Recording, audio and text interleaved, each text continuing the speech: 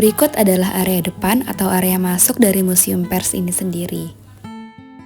Di pintu masuk, tepatnya di bagian atas pintu, terdapat papan nama yang bertuliskan Dr. Andos Haji Muhammad TWH.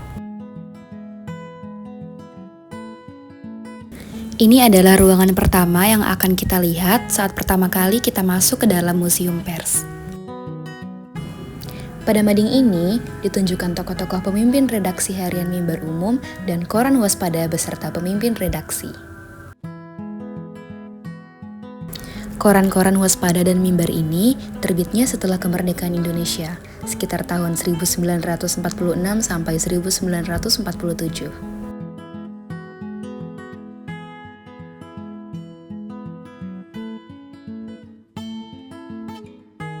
Foto-foto yang tertempel di atas ini ialah pembesar-pembesar Inggris dan Belanda yang merupakan pimpinan tentara. Berikut adalah koran-koran yang terbit di Aceh. Koran-koran ini terbit di Aceh pada saat penjajahan Jepang.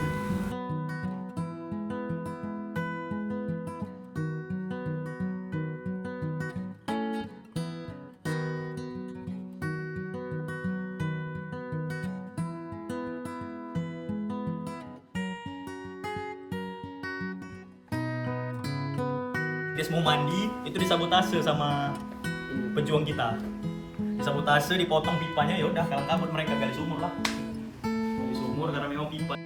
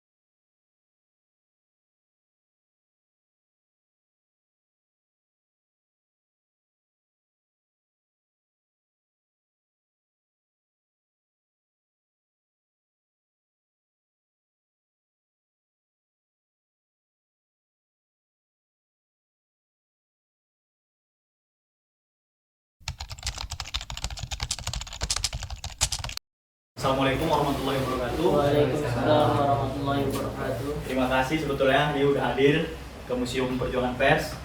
Ini saya jelaskan sedikit tentang museumnya ya. Di museum ini adalah museum pribadi sebetulnya, museum yang dikelola oleh rumah pribadi. Jadi kebetulan museum ini adalah kepala museumnya adalah kakek saya, yaitu Bapak Muhammad TWH. Saya sebagai cucu ya disuruhlah untuk ngurus ini. Saya juga diberikan jabatan sebagai sekretaris Museum Perjuangan Pers. Jadi kalau ada pengunjung, sayalah yang jadi pemandu gitu. Jadi diresmikannya museum ini tanggal 15 November 2019 itu kebetulan juga bertepatan dengan ulang tahun kakek saya yang ke-87. Memang diatur sedemikian rupa biar sama, ya kan? Udah diatur sedemikian rupa dan insya Allah nanti tanggal 15 November 2024 ini insya Allah genap 5 tahun museum kita. Karena itu kan 2019, ini 2024. Dan kebetulan kakek saya juga masih ada sampai sekarang. Cuman nggak bisa gabung lah, karena memang umur udah sepuh juga, udah umur 92 kan.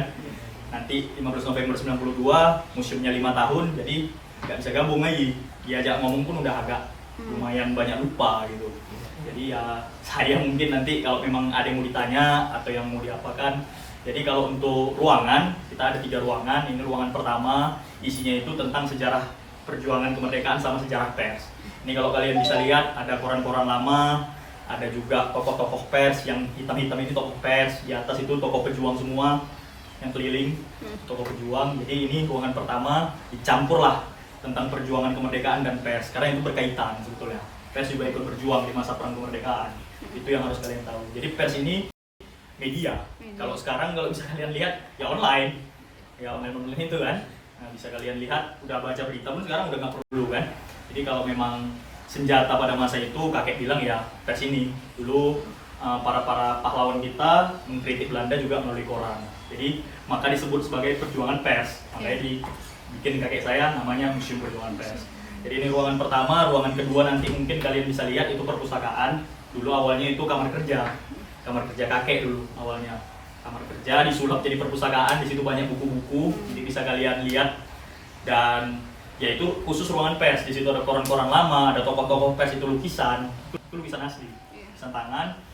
Juga ya banyak lah foto-foto tentang dokumentasi pers di situ. Dan kalau ruangan ketiga nanti kalian lihat ada Gubernur Sumatera Utara dari pertama sampai Pak Edi Rahmayadi.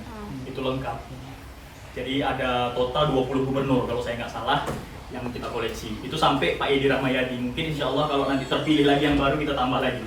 Jadi supaya lebih mengenal kan anak-anak mahasiswa, anak-anak kayak kalian, anak-anak sekolah itu.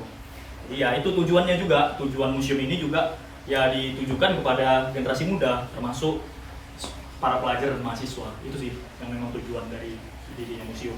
Dan juga untuk kalian juga tahu supaya bahwasanya pers itu juga ikut berjuang di masa perang kemerdekaan. Semua koleksinya pribadi, nggak ada dapat dari limpahan dari manapun gitu.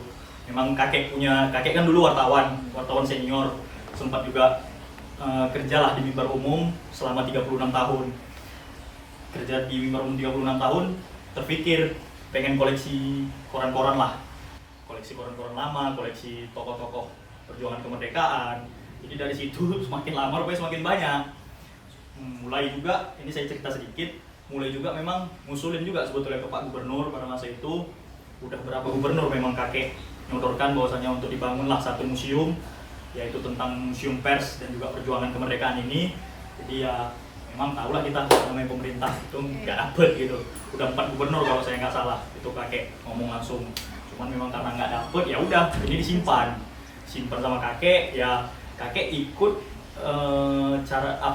pameran berjalan itu kayak ke sekolah-sekolah membawa bahan-bahan ini semua.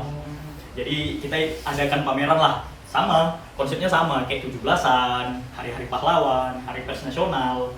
Nah, jadi ke sekolah-sekolah lah kakek biasanya untuk ngadain pameran, juga ke kampus-kampus ya kayak sarana-sarana pendidikan lah, juga sarana kebudayaan. Tapi yang paling sering itu dulu pamerannya itu di Pekan Raya Sumatera Utara, PRSU.